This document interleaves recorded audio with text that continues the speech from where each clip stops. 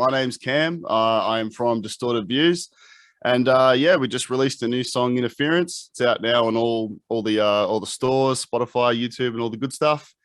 And yeah, what do you want to know about it? G'day, Cameron. How you going, brother? Yeah, good, mate. Yourself? Good, mate. Good. Well, we'll start off like you did premiere your new single "Interference" last week. So, how's the early reception been for it? We've had a few people message us that aren't directly friends or family, which I always love because it's always a neutral opinion. You always feel like, you know, your friends and family are guaranteed to say it's awesome. It's like, so when you get people telling you, that they're chucking it on their gym playlist or it pumps them up or something, that's really awesome to hear because, you know, it's in drop E, which is at this point in time the lowest song we've recorded. So it's quite low there, especially in the middle with that breakdown. It's a dissonant note and it's drop E, so it's bloody heavy. Good to hear.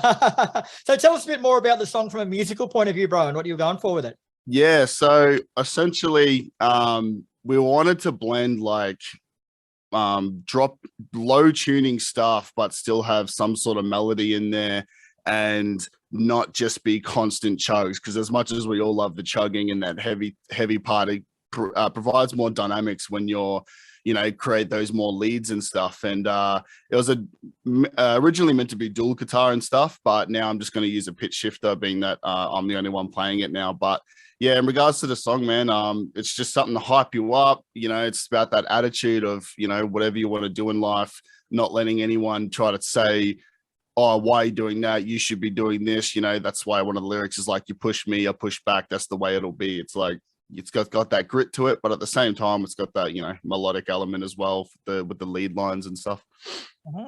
And it's your first track, of course, with the new lineup, bro. So tell us a bit more about the recent changes in Distorted Views.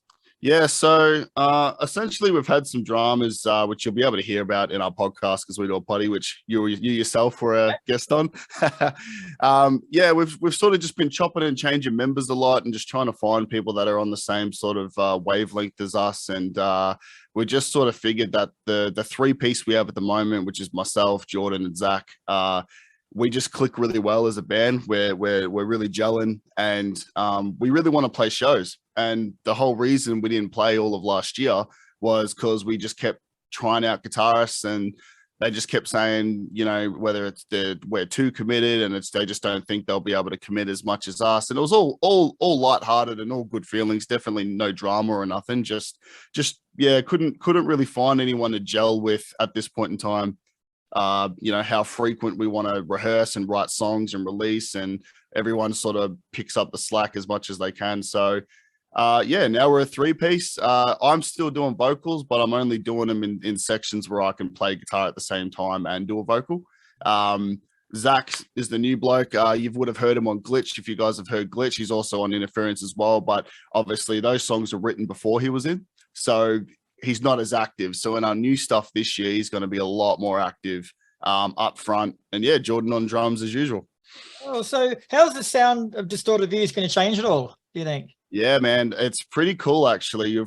I think we've really, in this last year, with how much we've focused on songwriting, we've really come into our own sound, and we're really starting to hear what Distorted Views is as a band. Like when you go to play one of our songs, you're going to instantly have that note in your head, that feeling in your head of like, oh, this is a Distorted Views song. Like, and that's going to essentially be chuggy riffs, genty rhythms, new metal vibes, that 90s new metal hip hop breakbeat stuff, and synths and EDM electronic music in the background in a backing track to help fill out those sections, which normally you'd have a second guitarist playing lead and one playing rhythm. So because we only have one, we're going to replace that with synths and lead lines and stuff like that. And then for bass, we're just running, I record all the bass beforehand, and then we just running that through an audio interface directly into a cab and into front of house. And we just line it up with the backing track. So as we play live, the bass is also playing notes live. And that's just a little workaround for the time being. Yeah, but we are open to a basis, obviously. We just got to find the right one. That's it. So you released your debut single, Propaganda, back in early 2021, mate. So how would you say the sound of Distorted Views has changed from then until Interference? Yeah, well, I definitely, back in when Propaganda was written, it was very like, I'd been doing mostly hip hop stuff. So that was my first metal song I sort of wrote. So I was very new to it. And we're still keeping that gritty energy, that in your face, that, you know, the new metal 90s vibe, because I just love hip hop and I love metal and I love the combination of the two. I just think they blend so nice to me. I just think where we're going is that we're probably being more experimental. We're definitely including more choruses on our new stuff, because Zach is a great vocalist and he's got great screams on him, like really good screams on him. So it's given us the ability to write more chord progressions and melodic choruses backed up by synths and counter melodies with lead lines and stuff, when the other stuff was very rap heavy. So I think our newer stuff's more scream heavy. We've still got raps in our stuff because I feel like it's an X factor that we bring that other bands don't do very often. But yeah, man, so that's pretty much it. Hey. Yeah, cool. And you plan on drip feeding new music throughout the year, mate? Like you mentioned before, you've got some older stuff that you want to get out first before moving on to new stuff. So what's the thought process behind that? Yeah, so we're essentially like 6 months ahead of schedule. And the plan is that whilst we're gigging consistently, because we really want this year to be a heavy gigging year, because of last year we did no gigs at all. I think Moondole Festival was our last show. So we've, you know, chopped and changed members and stuff since then. And I think we've really found our sound now. So this year is going to be gig, and then release music. And obviously it helps to be ahead of time. Because then whilst we're working on new stuff, we're drip feeding stuff that was recorded like a year ago or 6 months ago, and then we can just keep staying ahead of schedule. So we essentially just want to be really active, just gigging everywhere, releasing music everywhere, doing podcasts, and, you know, just constantly popping up on people's news feed and making as much noise as we can. That's sensational. And you mentioned the plan to play more gigs this year, mate. So you got many booked yet? No, but we are rehearsing now. So we're in the rehearsal room with us three. We're working out the backing tracks, what can be played live and executed well live, what needs to go on a backing track. Obviously, I'm very passionate about putting on a show, so I don't want to half-ass it and let a computer do all the work for us. You know, I want to play as much live as we can and make it as much of a performance as we can.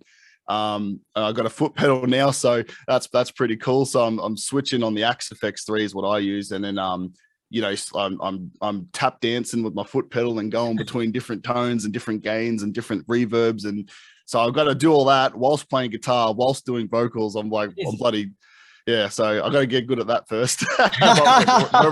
we're rehearsing for sure, man. So I reckon, you know, maybe by March this year we'll put out a post and we'll hit up all of the promoters we know and we'll say, hey, we're good to go. We've got about half an hour worth of new music that's playable live. We got more than that, but that's actually playable is about half hour. And you mentioned before, mate, but you guys also run your own podcast. So tell us a bit more about that and where people can check that out. Yeah, so it's called Something to Scream About. And literally it's just all the things in a podcast that we've always wanted from other people, essentially. So we'll have guests on, and we always have guests that are in a different industry or a different part of the industry, but they're together. So we've had you yourself on. We've just had Ben from Third Eye Visuals on, who's worked with Parkway Drive and like massive bands. He's always going on tour with big bands.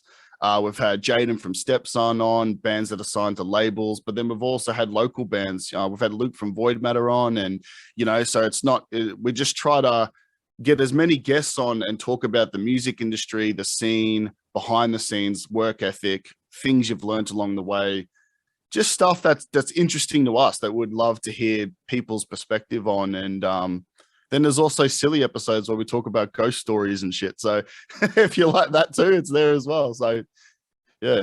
And but anyone wants to check that out, bro, where do they look for it? Yeah, Spotify and YouTube, mate. So it's, you know, Distorted Views Band on YouTube and Instagram and Facebook and all that. And then Spotify, just search Something to Scream About and it'll pop up. Beautiful, mate. And as we all know, the new year is upon us, mate. So did Distorted Views as a band make any New Year's resolutions? Pretty much just a gig more. That's really, I spent about 6 months without even going to a show for a while because we were just writing music and putting our heads down and learning. I've also been learning visuals and Blender and 3D art and stuff. So when we upload stuff to YouTube, I can put some visuals with it and put more of a theme to it.